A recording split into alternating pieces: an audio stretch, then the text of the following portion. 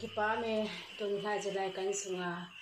ko oi to thangniu to pathian wa choila sa thei dinga kam jibin pathian ka thawain tuni hain pathian min lopi le dingin hinna pa kai lam pi dan han sit lam pi ka zon bai hin ti la chu ji ko we youtube mai kan sa de hin muntina loi la pai we nu la pa chude